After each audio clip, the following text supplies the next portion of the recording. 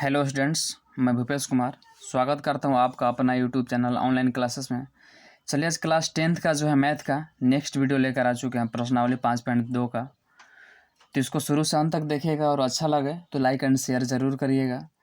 इससे पहले वाले जो है चैप्टर का जो आप लोग नहीं देखे होंगे वीडियो, तो मेरे यूट्यूब चैनल में जा करके वहाँ पर प्ले लिस्ट दिया गया है मैथ का, उसको शुरू से अंत तक देखिएगा और अच्छा लगे तो अपने दोस्तों के पास शेयर ज़रूर करिएगा।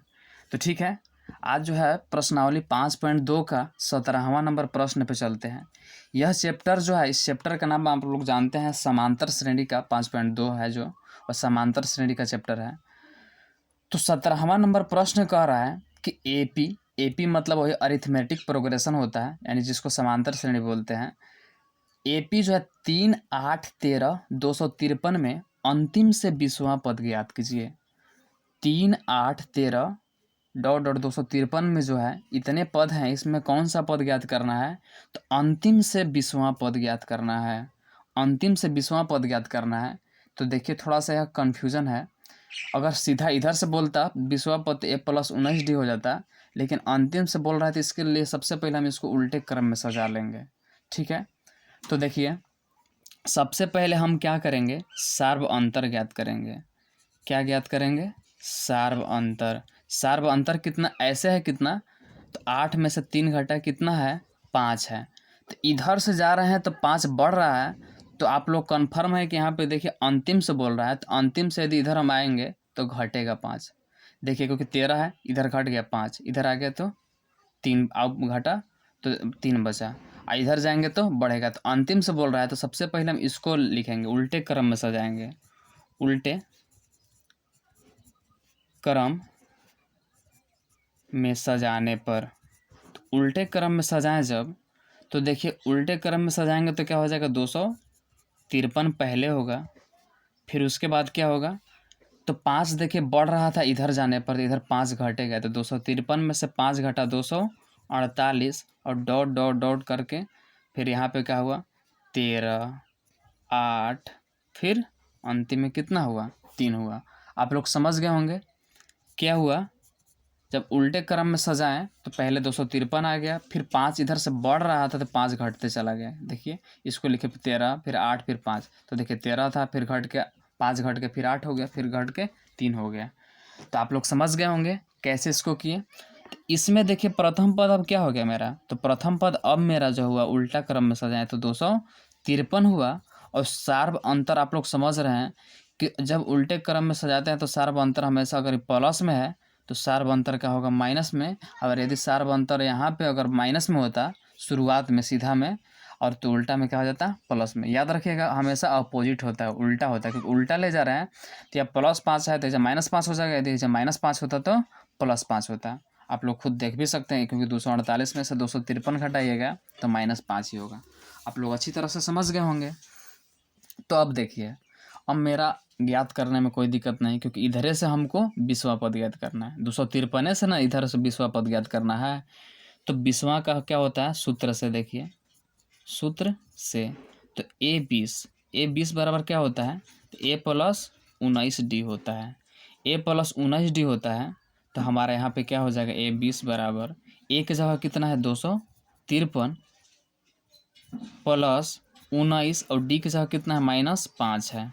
तो देखिए क्या हो जाएगा 253 अब प्लस माइनस माइनस 19 × 5 = 95। तो क्या होगा, a20 बराबर 13 में से 5 घटा 8, और 14 में से 9 घटा 5, और यहाँ पे कितना बचा, तो यहाँ पे 1 बचा, तो 158। यही मेरा आंसर हुआ। समझ गए होंगे। जब अंतिम से बोले तो इसको उल्टे क्रम में सजा लेते हैं। अगर सिंपल बोलता कि उसका मतलब अंतिम पद नहीं देता, केवल बोलता कि इसका 20वां पद ज्ञात करें, तो a + 19d डायरेक्टली कर लेते, इसको करने की ज़रूरत नहीं थी। तो समझ गए आप लोग। तो चलिए अब 18 नंबर प्रश्न पे चलते हैं। यह कह रहा है कि किसी एपी के चौथे और 8वें पदों का योग 24 है तथा छठे और 10वें पदों का योग 44 है, तो इस एपी के प्रथम 3 पद ज्ञात करें। तो देखिए इस प्रकार के प्रश्नों को जो है हम आसानी से, जैसे प्रश्न कह रहे उसी प्रकार हम लोग चलते हैं। तो देखिए क्या कह रहा है, किसी एपी के चौथे और 8वें पदों का योग तो चौथे मतलब A4 और आठवें मतलब A8, दोनों का योग कितना है 24 है। हम ऐसे लिख सकते हैं, आप लोग समझ रहे हैं। चौथे तो A4, आठवें तो A8 बराबर कितना योग 24। A4 का आप लोग जानते हैं क्या सूत्र होता है, A+3D।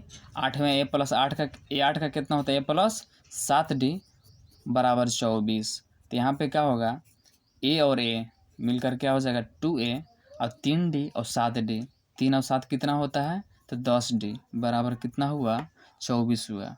अब देखिए क्या होगा, 2 कॉमन निकाले तो यहाँ पे क्या होगा मेरा, तो यहाँ पे A बच गया, 2 से इसमें भाग दिए 10 में, तो 5 बचा 5D, और यहाँ 24, तो 12 दूना 24 हो गया।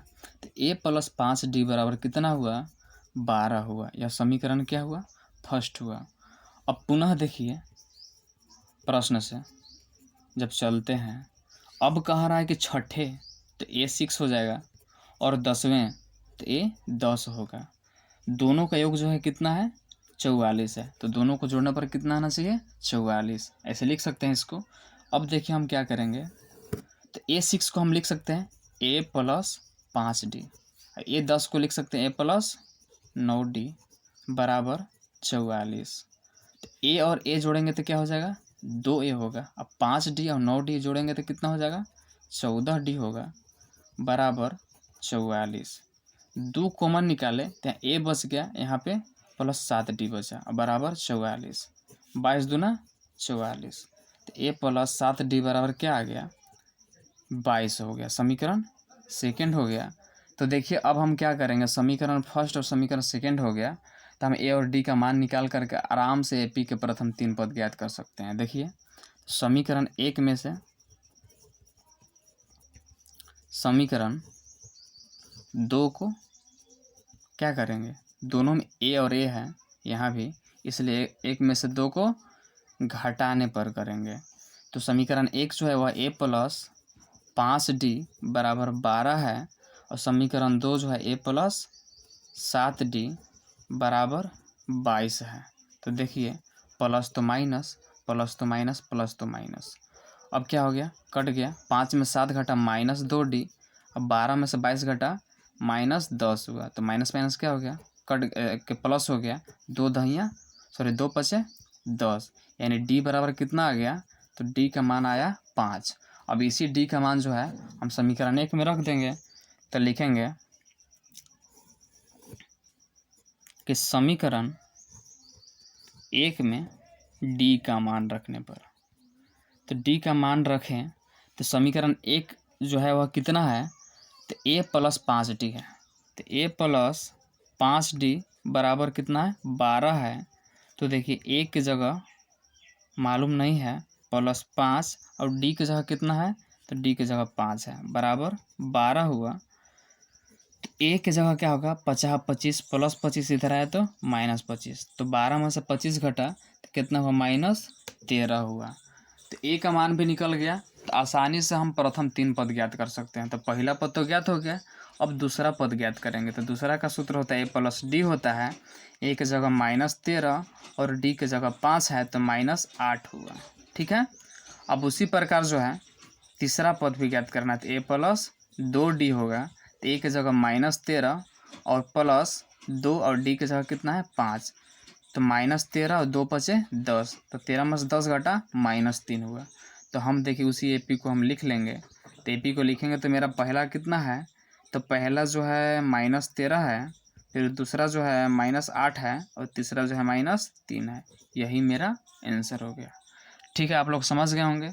एक बार इसको फिर से देख लीजिए। बोल रहा है किसी AP के चौथे और 8वें पदों का योग 24। तो A4 चौथा पद को बोलते हैं A4, और 8वें को A8 बोलते हैं, और दोनों का योग कितना है 24 है। तो A4 का सूत्र होता है A+3D, A8वें का A+7D होता है बराबर 24, और दोनों को जोड़ के ऐसे कॉमन निकालिए। उसी प्रकार फिर पुनः बोल रहा है कि छठे और 10वें पदों का योग 44 है। तो छठा का A6 और 10वें का A10 बराबर कितना होना चाहिए दोनों को जोड़ने पर, तो 44 होना चाहिए। तो A6 का होता है A+5D होता है, A10 का A+9D। हम पहले ही बताए हैं 10 होता है घट जाता है 9D होता है, तो A हो गया। उसी प्रकार कॉमन निकाल करके समीकरण 1 में से 2 को घटाएं तो D का मान निकला। फिर उसके बाद 1 में उसका मान रखे तो A का मान निकल गया। उसके बाद जो है तीसरा 3 पद तक ज्ञात करना है। तो प्रथम पद तो मालूम हो गया था, दूसरा के लिए A+2D किए, फिर उसके बाद दूसरा के लिए A+D किए और तीसरा के लिए A+2D करके हम 3 पद ज्ञात कर लिए। ठीक है, आप लोग समझ गए होंगे। तो चलिए अब इसका नेक्स्ट प्रश्न पे हम लोग चलते हैं। नेक्स्ट प्रश्न जो है कौन नंबर है, तो 19 नंबर है। देखिए 19 नंबर प्रश्न कह रहा है कि एक सुब्बा राव है, एक व्यक्ति जिन्होंने 1995 में 5,000 रुपये के मासिक वेतन मतलब महीना का वेतन पद कार्य आरंभ किया और प्रत्येक वर्ष 200 रुपया की वेतन वृद्धि प्राप्त की। और हर एक वर्ष जो है उसको कितना वृद्धि हुआ, तो 200 रुपये की वेतन की वृद्धि हुआ, तो वृद्धि प्राप्त की। तो किस वर्ष में उसका वेतन 7,000 रुपये हो जाएगा, यह बताना है। ठीक है, तो देखिए इस प्रकार के प्रश्नों को सबसे पहले देखते हैं। क्या कह रहा है कि 1995 में शुरू किया है, इसको हमको देखने की कोई ज़रूरत नहीं है। केवल देखेंगे जब शुरुआत में कितना किया था, तो शुरुआत में कितना पर काम करना शुरू किया था, तो 5,000 रुपये पर। तो सुब्बा राव, आंसर में देखिए कैसे लिखेंगे, सुब्बा राव द्वारा पहली प्राप्त की गई मासिक वेतन कितना मिला था, शुरू बार मिल रहा था, तो उसी को हम प्रथम पद मान लेंगे। तो प्रथम पद कितना शुरू बार हुआ, तो 5,000 रुपये हुआ। आप लोग समझ गए होंगे क्यों किए प्रथम पद, क्योंकि शुरू में मिला था 5,000 रुपये। तो शुरू को क्या बोलते हैं, प्रथम को क्या बोलते हैं, तो प्रथम को ए से सूचित करते हैं, इसलिए प्रथम पद जो है 5,000 रुपये हुआ। अब उसका बोल रहा है कि प्रत्येक वर्ष 200 रुपये के वेतन की वृद्धि, यानी हर एक साल 200 बढ़ते जा रहा है। तो 200 बढ़ते जा रहा है, इसका मतलब आप लोग समझ रहे होंगे, यानी कि उसका सार्व अंतर ही 200 है। हम बताए हैं कि जो हर एक का अंतर जितना होता है उसी को हम सार्व अंतर बोलते हैं। यानी जितना बार बार कितना बढ़ते जा रहा है, तो 200 बढ़ते जा रहा है। हर एक साल कितना बढ़ते जा रहा है, तो प्रत्येक वर्ष वृद्धि, तो जो प्रत्येक वर्ष वृद्धि हो रहा है उसी को हम सार्व अंतर बोलते हैं, क्योंकि हर एक साल वही संख्या बढ़ते जा रहा है। तो मानी कि बराबर के अंतर को क्या कहते हैं, सार्व अंतर कहते हैं। तो हर एक साल कितना का अंतर होते जा रहा है, तो 200 का अंतर हर एक साल होते जा रहा है, इसलिए सार्व अंतर कितना हुआ, तो 200 रुपये हुआ।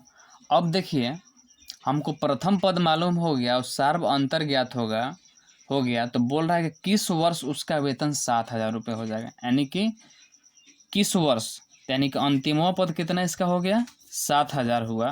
तो यह बताना है कि कौन सी एन का कौन सा मान होगा जिसका जगह कितना हो जाएगा, 7,000। तो सूत्र से आप लोग जानते हैं, एन का सूत्र होता है A+N-1D। तो एन के जगह A+N-1D कर दिए।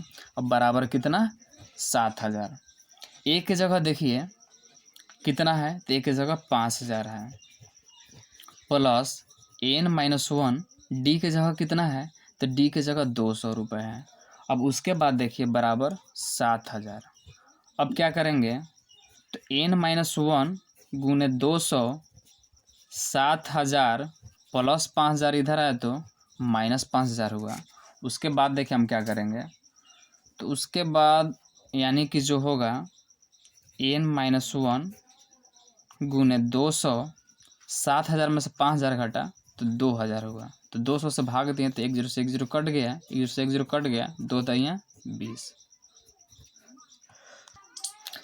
तो n बराबर देखे क्या हुआ, N-1 था, इधर आया तो +1, तो 10 और +1 यानी कितना हो गया, 11 वर्ष। हर एक वर्ष वृद्धि हो रहा है, तो 11 वर्ष में मेरा कितना हो जाएगा, 7,000 रुपये उसका वेतन हो जाएगा। सुब्बा राव का वेतन कई साल के बाद हो जाएगा, तो 11 वर्ष में उसका वेतन 7,000 हो जाएगा। तो वह शुरू कब किया था, इसलिए बोल रहा है कि किस वर्ष, तो 7,000 रुपये हो जाएगा, किस वर्ष होगा, तो 11 वर्ष बाद। तो 1995 में हम क्या कर देंगे, देखिए 7,000 रुपये कब होगा, तो 7,000 रुपये हो जाएगा 1995 के बाद 11 साल बाद, तो +11, तो कितना हो गया, 5 1 6 9 1 10, 10 यानी कि 2006 में। इसका आंसर क्या हुआ? 2006। इस प्रकार के प्रश्नों को सबसे पहले हम प्रथम पद, तो जो शुरू बार वेतन मिलता है उसी को प्रथम पद बोलते हैं, और जितना हर एक साल वृद्धि हो रहा है उसको सारबंतर कहते हैं। और कितना हो जाएगा यानी कि अंत में कितना उसका वेतन हो जा रहा है 7,000, तो एनवा बराबर जो है वह 7,000 हुआ। उसके बाद एन का सूत्र प्रयोग कर लिए प्लस n-1d, तो उसका प्रयोग करते गए तो एन का मान 11 साल आ गया, यानी 11 साल बाद हो जाएगा 7,000 रुपया। तो 1995 में चूँकि शुरू किया था इसलिए 1995 में हम 11 साल जोड़ देंगे, तो 11 जोड़े 2006 हुआ। ठीक है, तो चलिए हम नेक्स्ट प्रश्न पे चलते हैं। तो 20वां नंबर प्रश्न भी जो है उसी प्रकार के हैं। तो देखिए कह रहा है कि रामकली ने किसी वर्ष के प्रथम सप्ताह में 5 रुपये की बचत की। रामकली एक औरत है जिन्होंने प्रथम सप्ताह में 5 रुपये की बचत की और फिर अपनी साप्ताहिक बचत यानी कि सप्ताह में कितना बचत जो है यानी 1.75 रुपये की बढ़ाती गई। यानी साप्ताहिक बचत जो है वह हर एक सप्ताह में 1.75 रुपये बढ़ाती गई। तो यदि इनवें सप्ताह में उसकी साप्ताहिक बचत 20.75 रुपये हो जाती है तो एन ज्ञात कीजिए। जस्ट इसी प्रकार के प्रश्न है, जैसे 19 नंबर प्रश्न है सुब्बाराव वाला, उसी प्रकार इसमें भी जो है प्रश्न है। तो सबसे पहले इसमें भी हम क्या ज्ञात करेंगे? तो प्रथम पद। तो देखिए प्रथम सप्ताह रामकली जो दिया उसको लिख लेंगे। तो रामकली के प्रथम सप्ताह का वेतन, प्रथम सप्ताह का वेतन, तो प्रथम सप्ताह का है इसलिए उसको प्रथम पद मानेंगे। तो प्रथम पद कितना है? 5 रुपये, और प्रत्येक सप्ताह वृद्धि हो रहा है यानी कि फिर अपनी साप्ताहिक बचत यानी कि प्रत्येक सप्ताह वृद्धि कितना कर रही है? तो प्रत्येक सप्ताह जो है वह वृद्धि कर रही है, यानी वृद्धि कर यानी सारबंतर हो गया। सारबंतर कितना हो रहा है? 1.75 रुपये। अब देखिए यहाँ पे क्या हो रहा है, उसके बाद बोल रहा है कि एनवा पद ज्ञात करना है। तो हमको ए और डी मालूम चल गया, और अंतिमवा बोल रहा है कि उसका एनवें सप्ताह में उसकी बचत, साप्ताहिक बचत जो है कितना हो जाता है? 20.75 रुपये हो जाता है। अब देखिए क्या कह रहा है कि एनवें सप्ताह में यानी कि एनवें एन यानी कि एनवें सप्ताह होता है, एनवें सप्ताह में जो है उसकी बचत कितना हो जाती है? तो 20.75 रुपये। तो हमको एन ज्ञात करना है। तो एन का सूत्र क्या होता है आप लोग जानते हैं? तो सूत्र से एन का सूत्र होता है ए प्लस n-1d बराबर 20.75। तो ए की जगह कितना है? तो ए की जगह 5 है प्लस n-1 और डी की जगह 1.75 बराबर 20.75 ऐसे लिख लिए। अब देखिए जो है सोल्व कर लेते हैं तो ऑटोमेटिकली इसका आंसर आ जाएगा। तो n-1 गुने 1.75 20.75 प्लस 5 इधर आया तो -5। तो देखिए n-1, अब यहाँ पे ध्यान दीजिए 20.75 में से 5 घटेगा तो 5 में से 5 घटाकर 0 मत कर दीजिएगा। यहाँ दशमलव के बाद 2 अंक है तो यहाँ भी दशमलव के बाद 2 अंक मान लेते हैं। तो 20 में से 5 घटा यानी 15.75 होगा, और चूँकि 1.75 गुना में था इधर आया तो 1.75 भाग में हो गया। तो अब देखिए यहाँ पे क्या होगा, इसको कटाएंगे, दशमलव के बाद इधर भी 2 अंक था तो 2 को 0 देते हैं, तो दोनों ऊपर नीचे दोनों बराबर है, इधर भी दशमलव के बाद 2 अंक इधर भी 2 अंक, तो एक कट जाएगा। अब ये नहीं कि 75 से 75 काट दीजिएगा, अब 175 ऊपर 1575 है। तो देखिए यह कितना बार में कट जाएगा? तो 5 बार में तो पहले कट जाएगा। तो 5 तिया 15, 5 25, 5 तिया 15 और यहाँ 5 एकम 5 और 5 25। फिर जो देखिए कितना बार में कटेगा, तो 5 7 35 और 5 6 30 और 5 तिया 15, 7 9 63, 9 बार में कटा। तो 9 बार में कटा, -1 इधर आया तो +1 हुआ, यानी कि n बराबर कितना हो गया? 10 हो गया। मेरा यही आंसर हो गया। ठीक है, तो आज जो है यह चैप्टर जो है समाप्त हो चुका है। 20 नंबर तक ही था इसका।